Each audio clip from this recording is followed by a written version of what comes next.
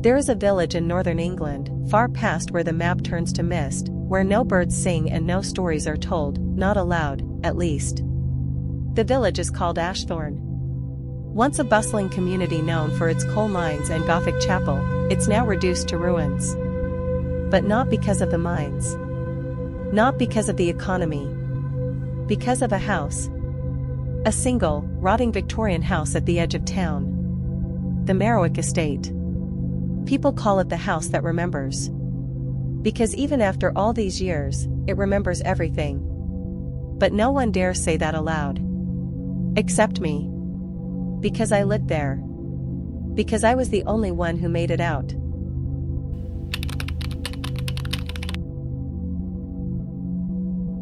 My name is Elias Winter, and in the spring of 1994, my mother moved me into the Marowick estate. She said it was inherited from my grandfather, who died mysteriously. She said it would be a fresh start. She said things would finally be normal. She lied. The moment we stepped into that house, the air changed. Not colder. Not heavier. Just different. Like the walls were holding their breath. My mother, a once vibrant woman with a fiery temper, changed too. She used to hum songs while brushing my hair. She stopped. She used to talk to me during dinner. She stopped. She used to look at me like I mattered. She stopped that too.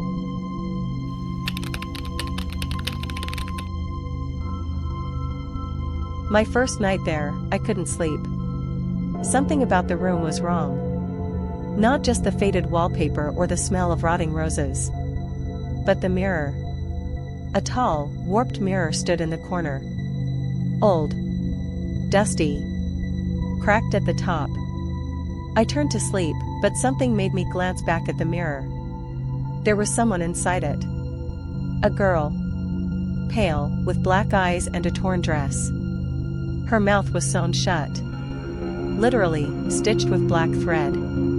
She didn't move. She didn't blink. She just stood there, watching me. I screamed. My mother came in, but the girl was gone. She slapped me. Hard. Not because I lied. But because I interrupted her. She was talking to someone. But there was no one else in the house.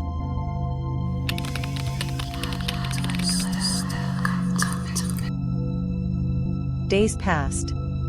Then weeks. Whispers began at night. Not loud. Not even clear. Just constant. Like memories being breathed into the walls. Over and over again. I tried covering my ears. Didn't work. I tried breaking the mirror.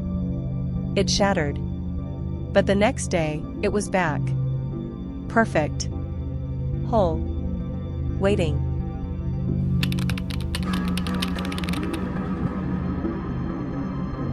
In the attic, behind a pile of moldy books and broken furniture, I found a journal.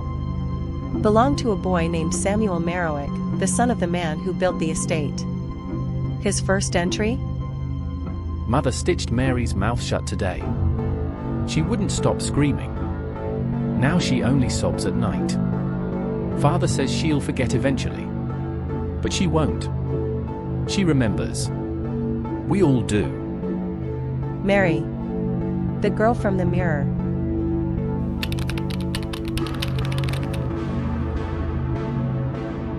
One night, I followed the sound of humming. Not just any humming, my mother's lullaby.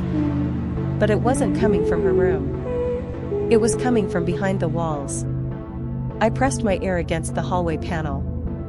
Something moved on the other side. Then a whisper. Don't let her do it to you too. I backed away. The panel creaked open. Inside the walls, yes, inside, was a small space. Crawling space.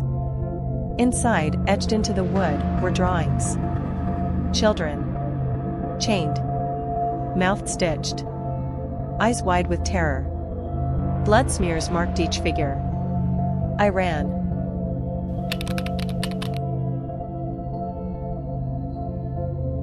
Downstairs, in the basement, I found an old camcorder. Inside were tapes. I watched one. It showed my grandfather. His hands shaking. His voice barely audible. The house eats what it buries. You think you live here, but you're just renting your soul. Suddenly, the image glitched. A frame, just one, showed a child nailed to the wall. Eyes removed. And a whisper. We told her no more.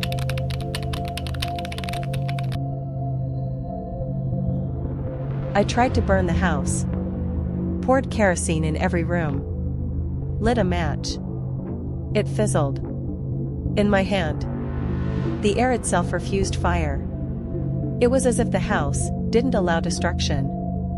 The mirror cracked on its own. This time, not from outside. From inside.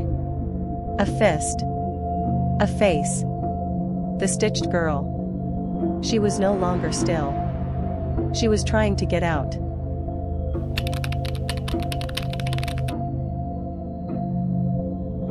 By the end of that week, my mother stopped pretending to be human. She stopped eating. Stopped sleeping. Stopped blinking. One night, I woke to find her standing in the hallway, staring into the cracked mirror. Hours. Just staring. I touched her shoulder. She turned. Her eyes were black. Her mouth was sewn shut, just like the girl. I screamed and ran. She didn't follow. She just whispered something through the stitches. I couldn't understand it until I looked in the mirror. The stitched girl was gone. She had entered my mother.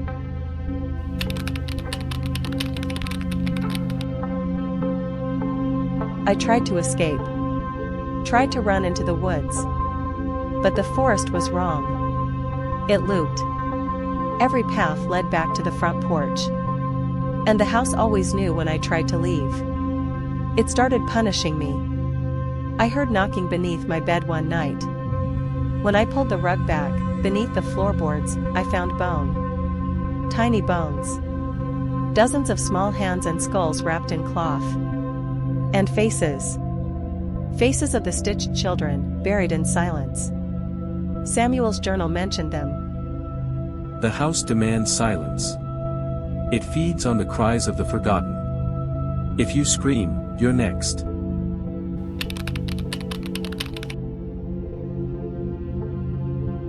I wrote a letter. To anyone. To anything. Hoping something not of this place would find it. My name is Elias Winter. I'm 9 years old. This house took my mother. It feeds on memories, pain, and silence. If you're reading this, don't come here. Burn it. Salt the land. Then run. But do not scream. That's how it hears you. I hid the letter inside a wall crack. The next morning, it was gone. In its place, a drawing. Of me. Sleeping. With a stitched mouth.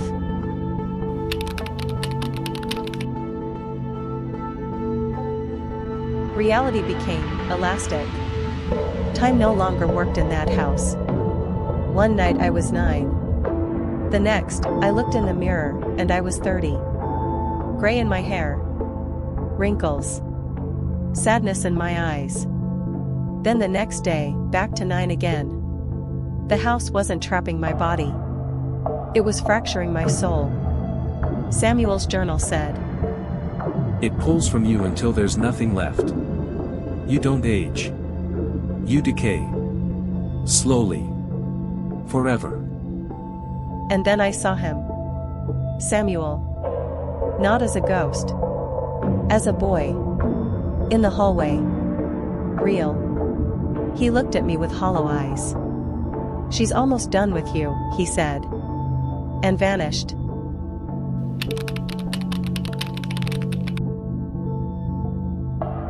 One day, I woke up in a room I'd never seen. It was bright. Sterile. A hospital? Doctors surrounded me. My name tag read.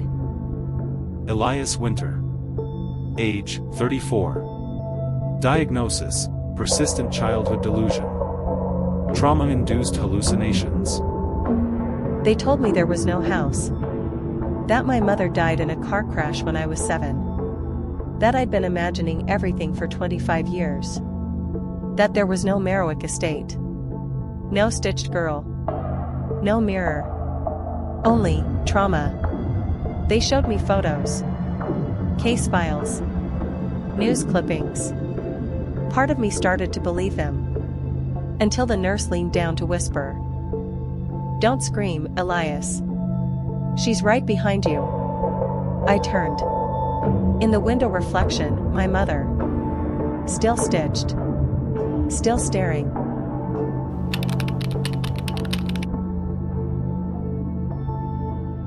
I found the real truth that night.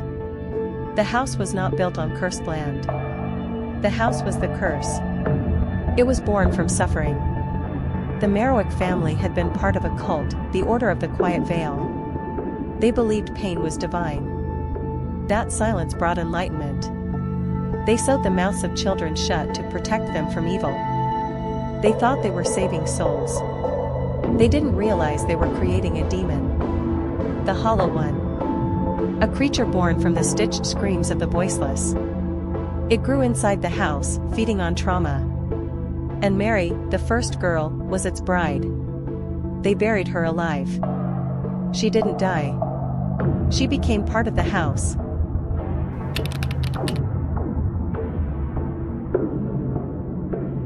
Now I know. No one escapes the house. Even the ones who think they did, are still inside.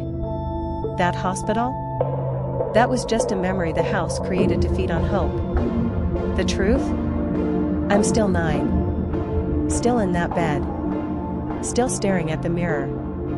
Still listening to the whispers. And now, you are too.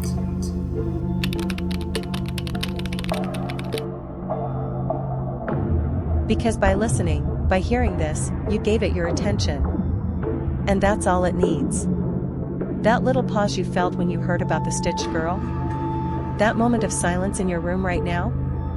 That chill on your spine? It means it's listening. And now, it remembers you. If your lights flicker tonight. If you hear scratching behind your mirror. If someone in the reflection isn't you.